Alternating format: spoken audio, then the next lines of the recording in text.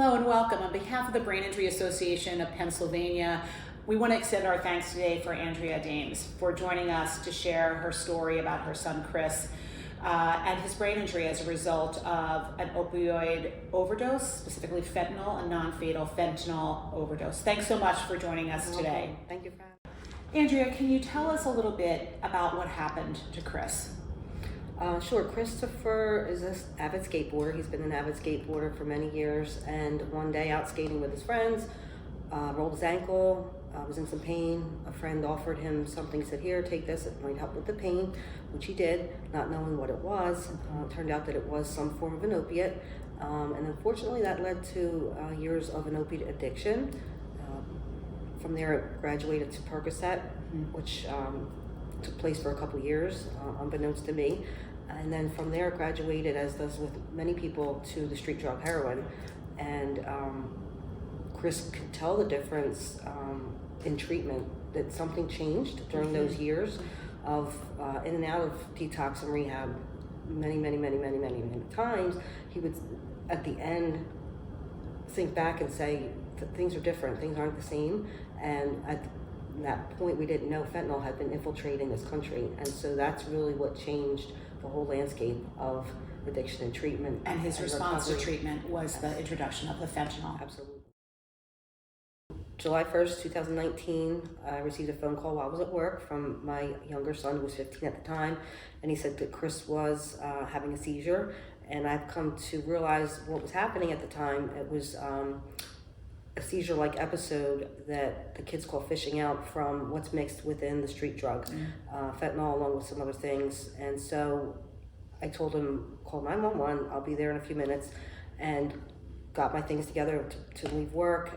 But within 5 minutes they called back, and his girlfriend was on the phone saying Chris is dead, he's gone, and she was hysterical, she was screaming.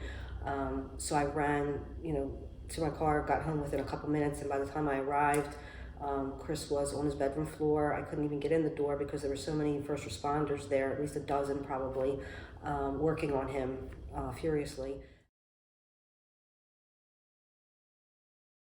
Do you remember what the MRI showed? It was an anoxic brain injury to his cerebellum. Can you share your experience of his injury? How is he different now? Chris just celebrated his 29th birthday.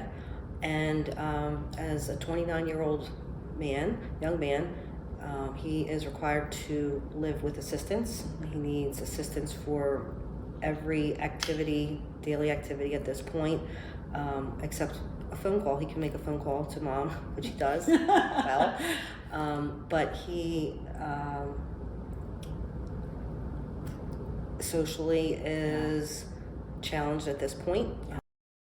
It's been 3.5 years, and it has caused me to make changes in my own life with regard to my career, financially, with my own relationships in my own life, because I've really had to devote my everyday to Chris and what he needs, and to advocate for those things, because he's not able to do that on his own at this point. How are you doing today? I mean, at least I'm better. Yeah. I can talk exactly how I used to talk, or how I used to walk. But all I really know is I'm definitely gonna skateboard again. Chris, you shared that you're a big Meek Mill fan. I am. You are humongous, huge. Meek Mill fan. So there's a line, right, that Meek Mill says, which is, "Hold up, wait a minute." Y'all thought that I was skating, or y'all thought I was finished? Y'all thought I was finished. Hold up, wait a minute. Y'all thought I was finished. When I bought that Martin, y'all thought I was kidding. Yeah. Thank you, Chris, for You're sharing welcome. your story. I'm excited to see where you go. We know that you're not finished.